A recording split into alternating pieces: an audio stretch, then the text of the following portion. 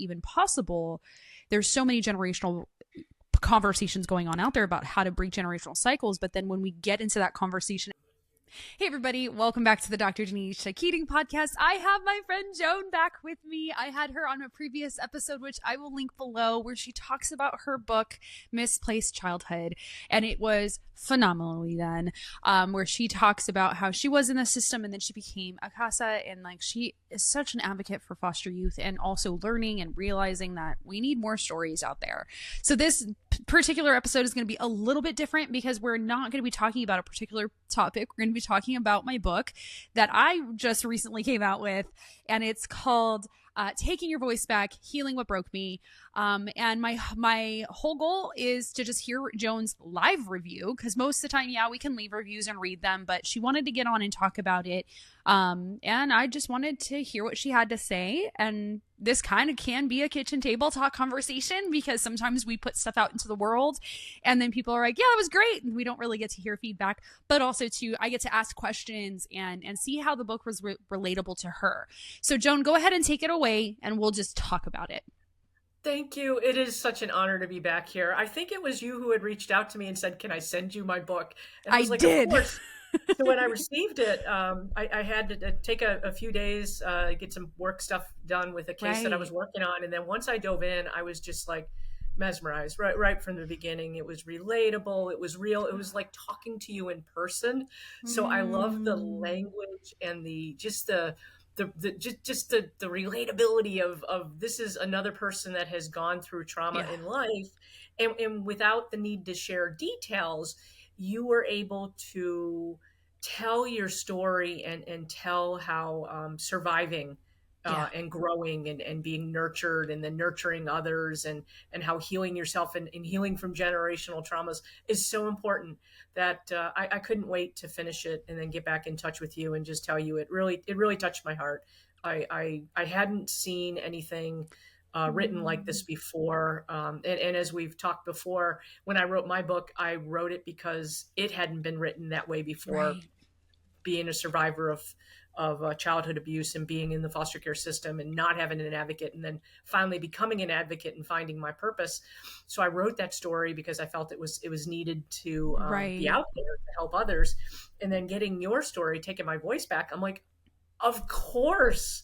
Like, why didn't somebody else write this? Why didn't somebody else? Thank you for not, but because no, mine's different. So did I tell you how this book came about? I don't think so. Okay. So it was not the book that I had planned for 2024 at all. I had been rejected again from a traditional publisher.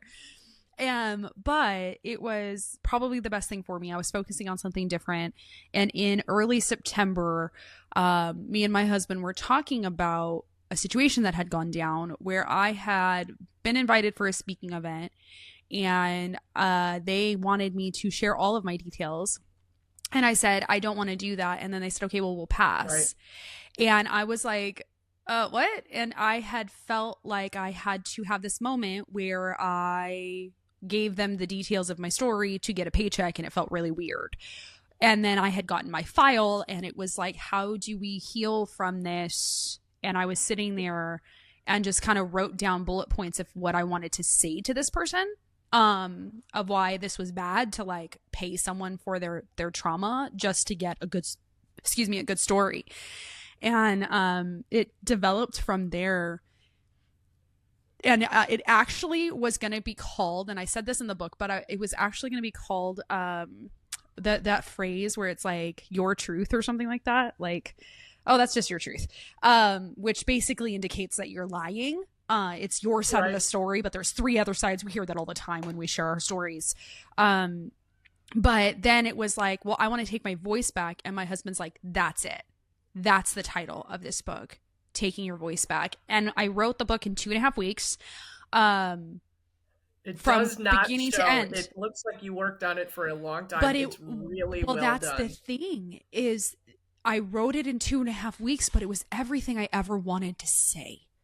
And so that was like really flooring to me, because it was like, this was the book that was supposed to come out. Like, not the other book. Like, the other book is for that time that it's supposed to come out. but this book was meant for right now, because a lot of people that I talk to are like, is healing even possible? There's so many generational conversations going on out there about how to break generational cycles, but then when we get into that conversation as the person going through trauma, we're like, how? And they're just like, you gotta work through it. It's like, but how? So it did not come, it was not planned, it was not part of the plan. And I share that because there's some people out there who are like, it's not part of the plan. I'm like, just let it go and see what happens, because you stop controlling it. So can you walk me through, like, when you were reading it, like, what was the chapter that stood out the most, that kind of got you? I should have tabbed things. It was really early on. I want to say, or whatever. Like, yeah, just almost, tell me what. Just start. Hey, chapter. Oh, so it was chapter 1, because it was only page 13 and 14. The victim shaming.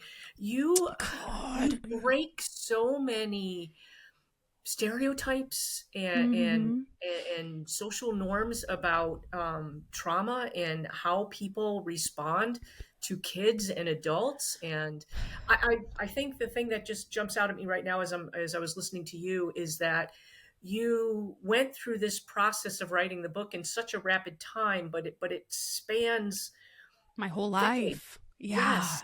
And I get that. It's very enriching to see the flow. It's magical that you were so hurt, so vulnerable.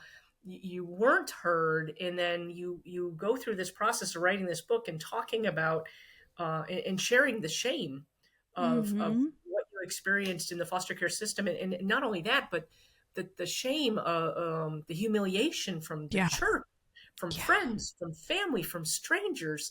Like, why did these people do this to you? I just wanted to hug you. But you write and you're like, friend, stop for a moment, think. And I'm like, oh my gosh, Danisha's right here reading this with me.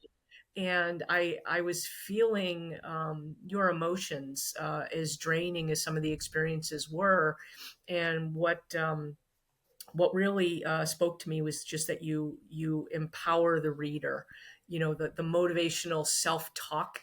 Some of it's in caps in the book, and the literary word, the literary world, they don't want to put that. They don't want to have caps. They don't want you to be talking. No, they want the trauma dumping and not the hold on. Let's pause here. And it's like, we need that. We need that as the reader, because it's too, like, I've read books where I can't get past page 3 because it's just like, here's all the crap, and I'm like, I can't breathe, and they're just like, and here's more, and I'm like, I really can't keep reading this. And that's where some of that, and I had to keep it very brief, and some of my readers came away saying, oh, I wanted the whole book to be about that trauma, and I'm like, no, that wasn't the point. You missed the point. That's my story, and I'm just giving you a snapshot. There's still a lot that's never been revealed, but you just need to know that snapshot, because my story was 40 years ago. I'm going on 57 this year. My story was 40 years ago, but this is the same truth for a lot of the children I still represent today. And your story, it didn't need the detail. It had the emotion and the feeling and the common everyday language that we speak. Hey, get the heck out of here. Or, hey, stop, Danisha, come my on, little Danisha. Disney jokes or video jokes. You were just talking like, what did you call yourself? The sister mom, the sis mom, the sis mom, the sister mom. I'm the aunt that's like, whatever. You had so many roles in your life, and it's inspiring because you did it at such a young age. I think that situationally, anybody who went through trauma such as yours, trauma like mine, even trauma that didn't relate to the child welfare system, could gain something from your story, because you're a cheerleader every page in. And I'll share this too, because you said in your book, you mentioned going back to therapy. Yeah. And I thought about it. I wrote my book therapy free. And then after I wrote it, I had to go back to therapy. So let's talk about that. Doing the same thing. Yeah, we're going to talk about that, because what I don't think people realize when they ask people to open up, and then we see this a lot in the child welfare area, because they're trying to grab at people's heart to say, get involved, help these kids. And I get it. We have lived it, and then we share our parts of our story and live it again. And most of us, we're not in that position yet to say, oh, that really hurt. Like, I shared my story. And again, this is not in the book because it just happened like a week ago. I have been trying to get the county that I live in the last 3 years to call me so I could advocate for foster youth. And I kept getting the runaround in my state, and they kept passing me everywhere. And I'd get letters in the mail being like, hey, we're the wrong office. Go to this office. And I'm like, the email would have worked, everybody. Like, you guys wasted paper, but here, near there, like, whatever. But a representative finally called me, and we actually got on Zoom. And he was like, okay, so tell me about yourself. And I was like, oh, okay, so here's all these things. And I said, but here, I want you to understand why I'm wanting to raise bills on this. And so I told him more of my story, and I just started crying. And I said, I'm so sorry that I'm crying. I have been waiting my whole life to have someone from the state talk to me. And he was like, I get it. And he goes, I was a caseworker. And I just like bawled, and I'm like, I had a towel, and I'm like, I'm so sorry. And he's like, it's okay. It's okay. And I was like, you have no idea. My little girl in me has waited for this moment for someone to say, Danisha, what happened was not okay. And it wasn't that I needed him or someone else to tell me it wasn't okay, but it was that moment that I was like, I didn't even realize like I needed healing for that piece. That talking to someone who's making these bills can do a difference. But then I went to therapy, and I was like, I'm still processing this 3 days later. But I was that's so what glad you were transparent about that too in the writing, because as I was reading through it, and I was doing my initial jump back into therapy and kind of heal and close some of the doors that were open when I went through my writing experience, I felt like it was almost a plan, like chapter by chapter. It was a plan to get through where therapy was going to take me in I love healing that. and recognizing that all details don't need to be shared. Just knowing that we share a common bond, and knowing how to process that and heal from it so that we can continue to move forward was important. And I think you gave so many examples in your book of just resiliency, of grief. You talk a lot about grief in your life, and not necessarily from loss, but from just the loss of a childhood, the loss of friendships, the loss of family, the loss of respect, just homelessness. I mean, there were just so many things that you've been through that really made sense the way you put everything in order. I couldn't put the book down. I mean, I ended up having to go on vacation and just go full speed You're like, into I need it. to get through. So what I love is that, it's kind of not that I love it, but I love that you were like, okay, this set me up to be like, okay, I don't need to share all of this. And have you been through therapy before?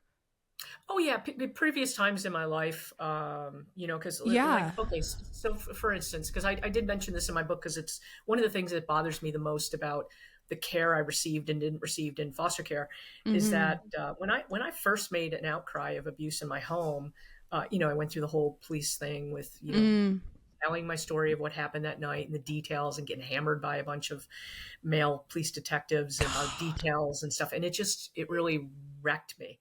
And then I got sent to court ordered therapy. And the therapy was, well, now in the therapist's office, Joan, tell me in front of your mom and your dad, and let's talk to your mom and dad about what happened to you and why this is important. And I'm like, what? So that was my first exposure to therapy, was to be forced to try to retell the story of the abuse in front of my perpetrator. And so I clammed up and didn't want to do it. And then years later, when outcry again, and this time I think it was a neighbor that had alerted the authorities that, hey, there's still something going on in that home. And I got removed and placed into foster care for the first time. Never got therapy again. So it wasn't until, losing my brother, he died, and I never saw him again after he went into foster care. But I went off to college and realized, wow, because now I'm the 19-year-old Joan in college trying to get my life together. You were the 19-year-old Danisha taking in all your siblings. And we were in two different worlds trying to deal with what happened to us and deal with the present day. And I was trying to process grief about my brother. And I went to therapy for the first I Right. think it was the first time.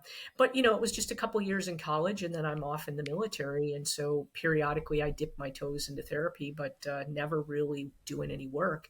And until I finished writing my book in 2023, about a year later, I realized, This is maybe still I there. unearthed things that Yeah. are still raw on the surface and things that I ought to find better coping mechanisms so that I'm not fully Yeah. exposed. And I think that that's what's crazy is, and I'm not sure if this is for you, because I think when we talked about your book last time, you said you didn't feel, correct me if I'm wrong, you didn't feel that there was a force to share all the details, or did you feel that there was, that you needed to for someone else to understand? No, I had a developmental editor. I worked with a kind of a one-stop writing outfit. They did Yeah. coaching and mentorship and editing and publishing. They do all that stuff. But my developmental editor wanted details, and there were times where we could talk like this because she was based Mm, in Canada. I was here in the United States, and I would say something and it was raw, and she'd be like, "Oh, I need more of that," and I'm like, "Yeah, no, not going to include it." mm, And also in the mm. writing process, I was writing things kind of cathartically as I was mapping out the blueprint for the book. And so some things came out for the first time and I put them on paper and she might have seen a draft of it and wanted more of that. And in the end, I had full editing authority for Yeah. the final edits and I cut a lot of Right. that. I just decided Right. there was no need to traumatize anybody else. There was no need Yeah. to lend more shock value. I mean, I Yeah. went as far as I needed to go for people to get the attention that Yeah. kids are in danger. Kids are Mm, still being harmed. We may mm-hmm. be in advanced society now in 2025, but kids are still hurting. Yeah. And there's a lot of people like my husband and his family that have never experienced anything like this. Yeah. And they couldn't relate at all. And so putting just enough detail for people to acknowledge that, yeah, it's bad. It's bad. Yeah. Yeah. But my This story isn't, is the important story. It's the kids that we're working with today. Their yes. story is important. And I think what people don't realize about sharing stories, and this is what I think you felt afterwards, because I have felt it too, is that even when we didn't go into detail or we wrote it down and then we're like, oh, we're going to delete that, we still just released it. And Yeah. it was, like Yes. you said, it was the first time for some of this stuff. So even if it's not in the book, you still was like, okay. And then you're like, whoa, hold on. And that's the Yeah. part of unearthing something that I have actually found. Just saying I was in foster care, my brain goes, and here's the why. I didn't say any reason why, but my brain still processes that. So I can leave an event and be like, oh, that was heavy, that was hard. And people are like, but you, no, you didn't share to overshare. You actually did really, excuse me. Oh my gosh. like, whoa, wow, that happened. This is like the third time this week that my body is just like, hi. Anyway, Well, whatever. But your book was so this is fun how the book comes into play, is like, you will find stuff like this in the book. But it yeah. is that thing of where you're unearthing those things. So this is where your book brings us into that understanding, like, hey, just because it's 2025, even if my story happened 40 years ago, it's still happening today. So you need to Exactly. understand that it hasn't changed. And that was what I felt like so close to your book, because it was just like, man, like, I experienced my crap in the 2000s from 1992 when I was 2 years old all the way up to Yeah. 2023 with raising my siblings. But you still experienced a lot of the same stuff 40 years before me. And it's just like, well, why is it not changing? And that's kind of frustrating sometimes, but it is also so good for us to say, like, hey, there's a pattern here. So go ahead and say what you were wanting to say. I want to believe that society has advanced enough that we are better at the child welfare system, but getting to know you over the last couple of years, following you and listening to you comment on those pieces of your story that were really disturbing, especially the rejections Yeah. and the not getting support from your state. I'm shocked. I mean, it's It's, like, yeah, it's still how today. is Yeah. this? Yeah. Yeah. And then I work on these cases as a CASA, as a court appointed special advocate, which is a You see volunteer it. advocate Yeah. for children in foster care. I see it every day still. I have a case right now with 12 siblings. And normally I just like to work with teenagers. But this time I Mm-hmm. ended up with a range of children from age 3 to 17 and a half. And so the couple that are at the older end, the teenagers, are the ones that I'm usually most comfortable with because I can talk to them and relate to them one on Right. one. The littler kids, it's a little harder to figure out what kind of experiences they've had and how Right. I can Right. their interests. But why do we still face the same things? Like I still face issues with trying to get resources for the family. Like Yeah. if CPS's goal is reunification, and mom and dad have to have housing and adequate food and clothing and shelter, why are we still facing this problem? Right. Why have we not figured this out in the 40 years since I've been involved in the system, that we still are not supporting the children and the families in our community and keeping them from falling into this Yeah. welfare trap, And the it child welfare trap? it's so disheartening because I think we might have talked about this last time, but briefly, like I was in a speaking engagement where they had someone who was in the foster care system in the 80s. I was in 2000 and they had someone in from 2022 at that point, or 2023. And they were like, okay, what did you experience? What did you experience? What did you experience? And we went down the line and all of the same things: homelessness, lack of resources, not being approved, being flagged for fraud, not being listened to, grades dropping and nobody noticing, being called names, not having someone advocate for us. And we were just someone else was just like, she raised her hand and she's like, I was in the system in the 60s and it's the same damn thing. Oh, And I was wow. like, oh my gosh. And we all, like, the room kind of went quiet for a minute. And the person who was older than me, he was just like, and it kind of makes you go that this is hopeless. But that's why we're here to say, like, we need to keep doing what we're doing. And it was just that moment of just like, oh, our job's not done. Our job is not done. And we don't know why. I hate the statement, like, the system is just broken. And I'm like, it's broken because we're letting it be broken. That's why it's still broken. So You and I both. it's so crazy. Oh, I'm sorry. Go ahead. No, go ahead. I was going to say, you and I both had kind of a call to action in our stories. My Yeah. story is a call to action to get people to do something about the plight of the 391,000 plus children in foster care on any given day. I really want people to become court-appointed special advocates or guardian ad litem to represent best interests in court, because you have such a big influence in the processing at that 100%. point. Because I never had that advocate. And that's my goal. If I could get every child that's in foster care to have an advocate by their side, a volunteer that can be that extra eyes and ears for the court, boom, I've done it. Right. And your call to action is also to get people to learn their story and share their story, but not in those horrific details. It's more in a manner of what you're comfortable with. Share your story. Yes. Yeah, so you can make a difference. And I think stories like this are so important, no matter how we tell them, as long as we're sharing at our comfort level and we're not trying to inflict further harm. Yours is very trauma informed. Yeah. And I love the that's my background. Out loud. You're writing. I could see you sitting at your desk and you're penning, words to paper, and you're talking out loud, going, "No, Danisha, that doesn't sound right." And you write that, and I'm like, I love it. I did, and I was like, someone was like, "Why are you making jokes?" I was like, "Because that's how I talk." Like sometimes I'm like, that didn't come across. Hold on, redo. Yeah, and that's why I find that your book talks about a difficult subject, trauma and healing, and there's those pains in there. Yeah. But it's so freeing to read it and to understand that it's okay to hurt. It's okay to acknowledge that, and it's okay to ask for help. And I think there are too many times when you didn't get the help and the support that you needed. And this book now is telling everybody else out there that, whether it's that generational panel that you were on, 1960s, 80s, 90s, 2000s, that you today, Dr. Danisha Keating, are telling people it's okay to get out there and ask for help, and to question, and not to just accept the status quo, but to question the way children are treated, to question the way we were treated. And that's, it says a lot about you and your character and your advocacy for children. just, what you do for your it makes siblings. me like, okay, you know, like when because I didn't, this wasn't the plan for the next book. Yeah. It was not in the plan. I had no idea it didn't exist, but it was something that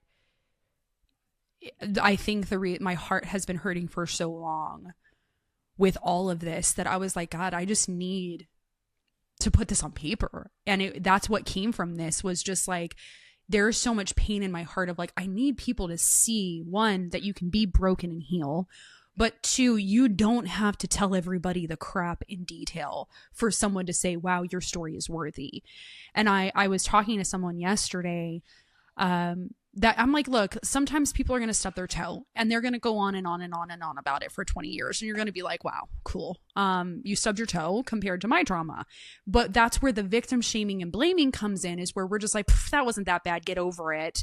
And what we Mm. forget is that the person who went through that was really hard. Maybe they tore something in their foot that impacted their knee, that hurt their hip. Like, we don't really know the whole story, but we don't deserve to know the whole story. We don't just get the whole story. We need to take someone at their word when they say this hurt me, and we have to understand that hurt them. But I think within the advocacy world of what we do is that so many people are just like, I need the trauma so I can push my mission forward to get help in this area from other people, so that they, you know, foster parents will volunteer, or people will come in and want to be in here.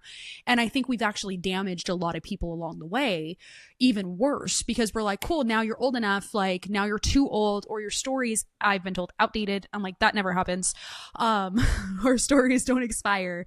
But we look at people and we say, wow, like, you're good, you're done, like, thank you so much for your time, and we're kind of spit out. And I actually voiced that. That's kind of what started this whole thing, was like, I had voiced that to someone, and several advocates who were like 27 to 30 had all said, we have literally been told, thank you for your service, you're done. And they were I'm like, glad you just broke that egg, because that is really important. I wanted to continue on this because yeah, I have been told there's a bit of ageism in the stories that, you're too old to advocate for 100%. children. There are a lot of But we're pariahs that but we're too old. Yeah, I we're too old to speak in the system, but we're too young to have a memoir. That's what we're all told. yes, yes, So and I'm I'm like, worried I about. can't win. Continue, I don't sorry. want to say a particular national organization or local organization or chapter or whatnot, but I feel like what I see on social media is the wrangling of these young voices, these 16, 17, 18, and 19-year-old kids Yeah, that are just aging out of the system, and they don't know what their record says, and they may have had horrible experiences or whatnot. But I feel like there's pariahs that get them on a speaking circuit or something, 100%. a panel, and they get taken advantage of, and they get 100%. victimized by being forced to tell their story, and then they're not, given payment or, Or they are, and it's very reimbursed. minimal. Yeah, they're just being used. And then you're right, like you said, hey, you're 23, you're 26 now. Thank You're you for your done. story. Goodbye. And they're just discarded. It's like they're put on, I don't know, a pedestal to be the face of foster care for that Yes. moment. And that's Mm-hmm. scary. I don't think I was ready for that. And I mean, in my story, I very plainly say that my husband and I were married 12 years before he ever even heard of me ever being in foster care. Mm. I Mm. wouldn't have been ready for that at age 17 when I came out of foster care, or age 18 when I left home for the first time. Um, I wasn't ready for that. Yeah. You weren't ready to No. have people turn their back on you when you've got your siblings to raise. Mm-hmm. And yet I see these kids weekly, monthly on Yeah. social media, and they're out there and they're being touted on this show and that show. And then all of a sudden, well, what happened to them? Because I Yeah. know that I had to go to therapy multiple times in my life. And like I said, I wrote that story, and now I'm back in it. And I'm not ashamed to share that. I think it's something that Mm. needs to be processed, because a lot came out in Yeah. unearthing the details of my story. And then there's the trolls, there's the negative people, there's the people that attack you for sharing. And it's Yep. like, I'm not in this for me. This was something that I thought could help my CASA program recruit and retain Right. more advocates and draw attention to the kids that are out there, so that maybe they don't need to share their story, but we could get some more people involved. Maybe some people want to sign up and be foster parents. Maybe some parents wake up and say, you know what? I lost my kids. They were terminated, but I'm going to go and seek them out again. They're still in care. And maybe they're at a point where they can go back and find their kids and get reunified. Or maybe some family members step up and say, yeah, Aunt Sally's kids are in care, and maybe I Right. should step up and take some of them in, because the case I got right now, 12 siblings, if I could only find more people to take these children in, if only the Department of Family Protective Services had more outreach from the community, more Yeah. family members that are contacted to say, yes, I will do it. I will step up for those Yeah. children. They just won't. They won't get involved. So, and It's that's so why I wrote the sad. story, to And that, share. and the trolls are real, but honestly, I'm like, obviously we hit a nerve, and that's why you're trolling. Like Yeah. that's what you're trolling for. But it is, my heart breaks because I was one of 11, and 8 of us were all in 3 different foster homes.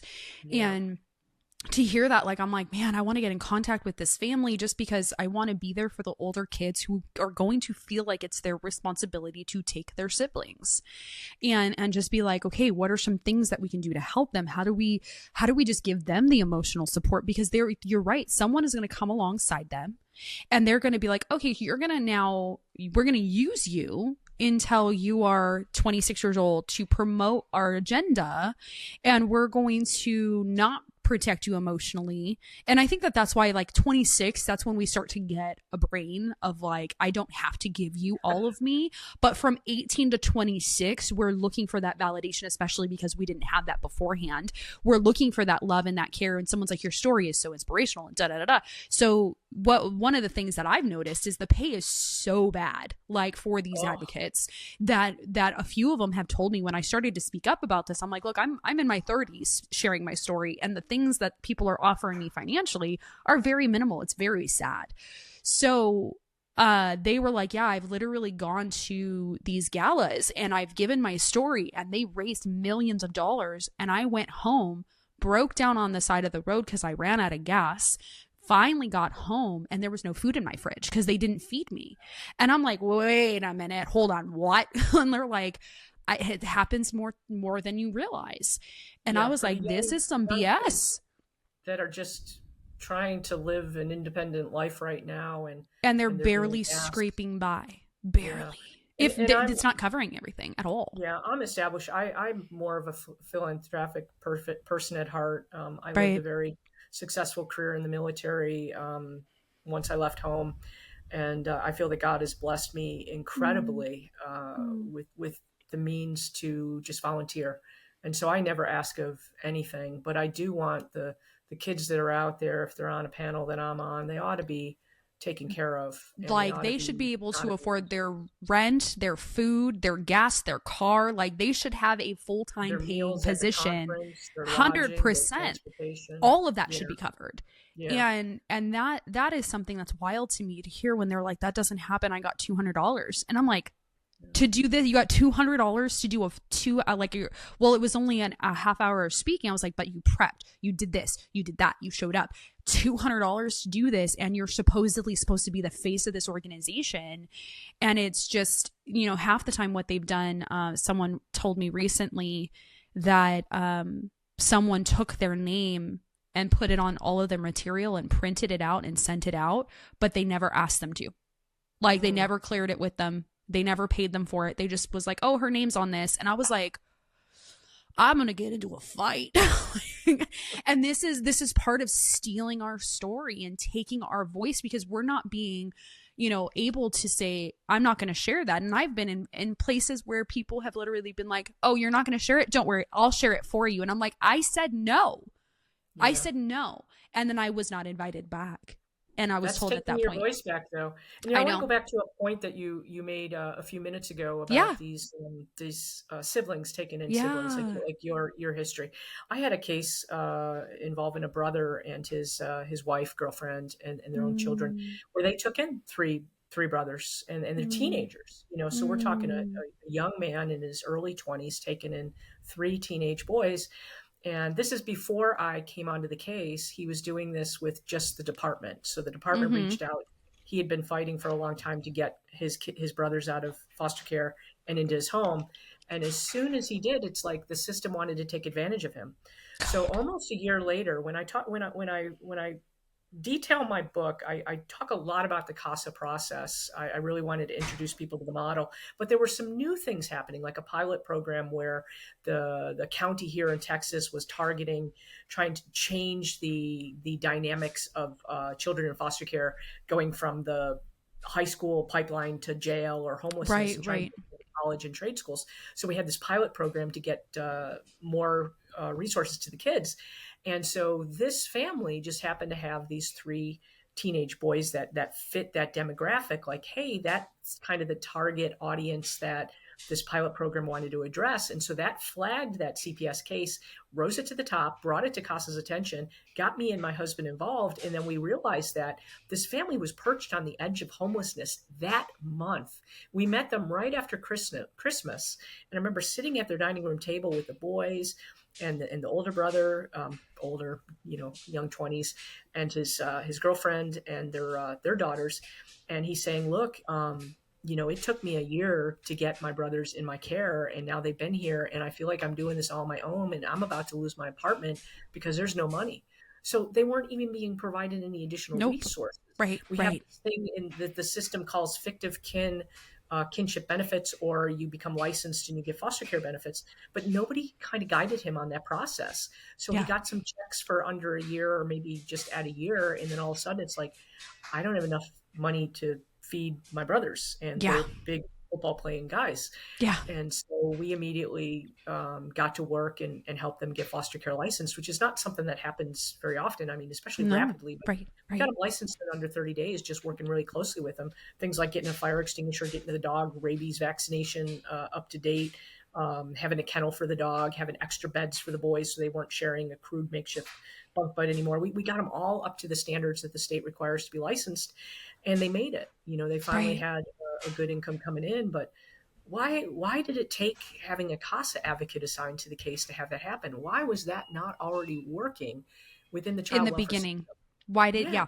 Well, that's exactly what had happened to me. And so I was put on state aid for my income, but I never actually got any of the advocate money, right. foster care money, or anything like that for my siblings.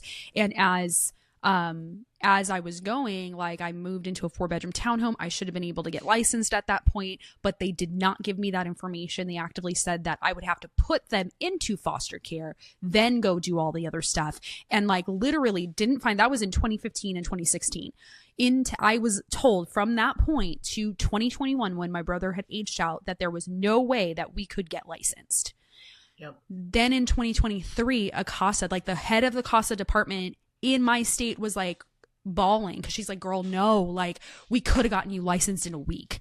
And she was Yeah. so mad. And I was like, then go change it for other people, because this is ridiculous that this Shouldn't is what's happen. going on. It shouldn't have happened. And so, but then they parade the names around and be like, oh, look at what this brother was able to do. Go, good job, woohoo. And Right. then we're just left to figure it out on our own. And that's why I think these conversations are so important to have, is like, look, healing is possible, but it is freaking hard, and it's layered, and we need to start with taking our voice back. And there's the victim shaming, and then there's the family silence that's passed generationally. Like, still today, even though I've shared my story and my family knows, I don't have a relationship with a lot of them.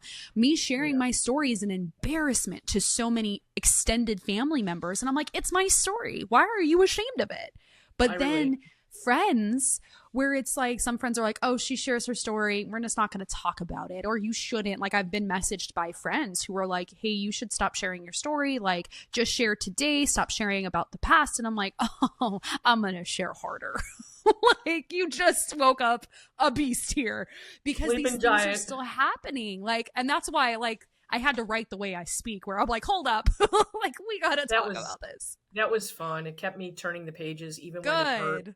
You well up with tears in your eyes Mm. reading through some of the passages, and then realize that no, she's going to be okay. She's going to be Yeah. okay at the end of this book. I know it.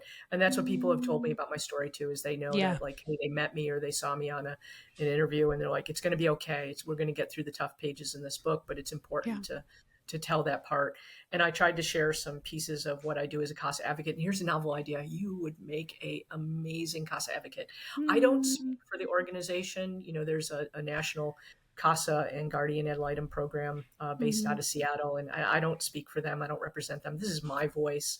I love the organization so much because they empowered me through their training and allowing me to use my lived experiences to shape the lives of the children that I serve. And not just that, but to be a voice and not to try to rein me in and say, Right. you know, you can't write that book. You can't put our logo on there. You can't talk about the copyrighted or trademark name.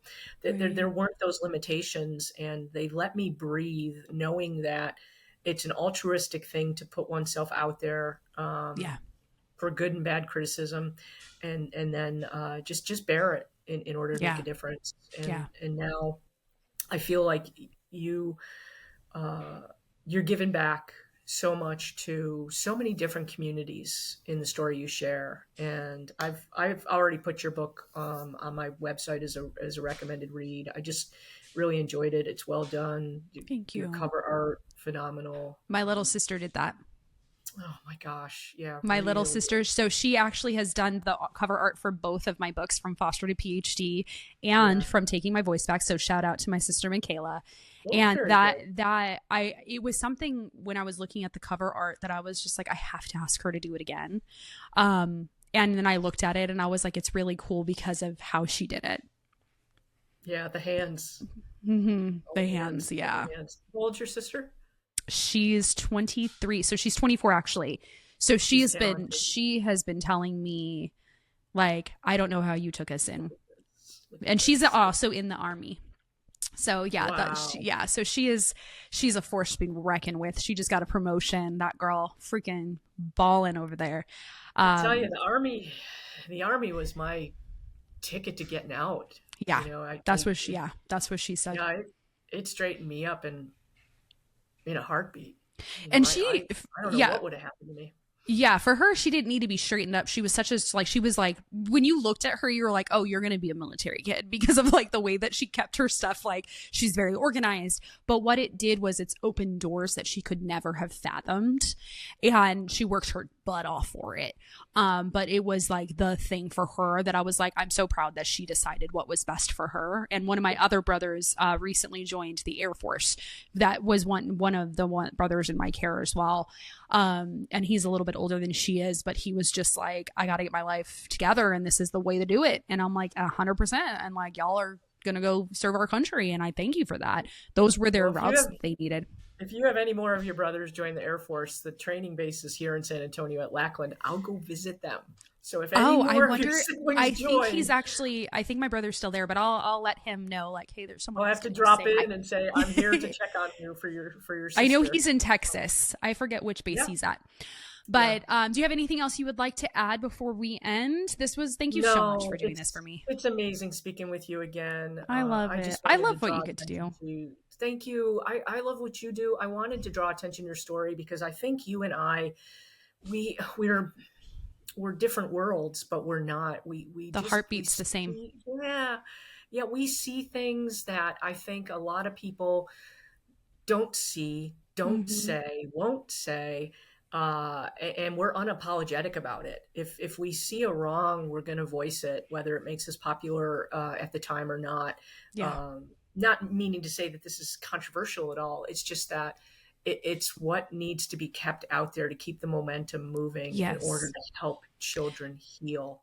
It is actually controversial because people have pulled me aside and said, you can't say that. You can't say that healing is what they need. What we want them to do is be reliant on this particular program. We don't want them to feel like they can't come to us and say this. We want their stories. And I've been pulled aside. But to me, I'm like, look, I'm not going to be the person who's adding to this and then faking it. Like, I'm not going to tell a young adult that the PhD is what they need. If they want to be a technician, I'm going to say, okay, what have you looked at to be a technician?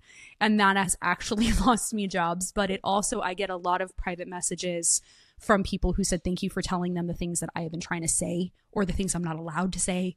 And it's kind of shocking because I'm like, what do you mean? And they're just like, I can't say this because of my position, but you can. So thank you. And I'm like, oh, right. Then I'm going to dig into that a little harder. No one is going to dim your light. No, they can't. Got Jesus on my side. Me too. Thank you so much, Joan. It's always nice to hear when we've done a good job. And I didn't know what this book was going to look like. And I just kept praying that it would touch somebody and their life. And I really hope that people can start turning a corner in the foster care system to where we're not just stealing stories. And we're setting people up for success and letting them share their stories their way. I really want to make change in that. But also, you guys, please get her book, Misplaced Childhood. Look at Being a Casa. We need more help. I love that cover. It's so beautiful. That's me in kindergarten. But this one, I mean, your sister, I think she really represented you here. Yeah. So, I mean, it's even the nose ring. She got the nose ring correct. I was like, hey. She was like, I'm going to put a nose ring. I was like, I love it. But you guys can buy both books on Amazon.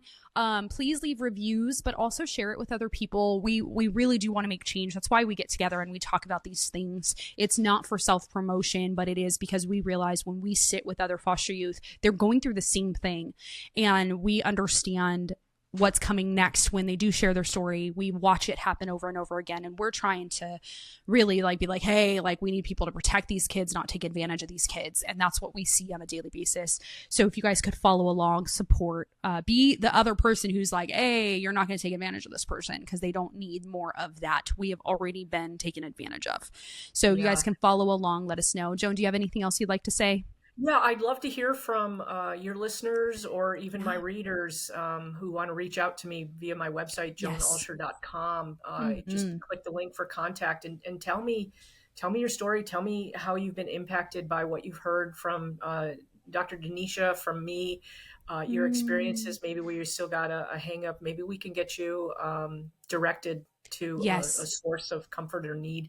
But truly, either one of these books, I think, is going to make waves and have an impact, because the call to action is loud, and we're going to continue to shout loud from the rooftops.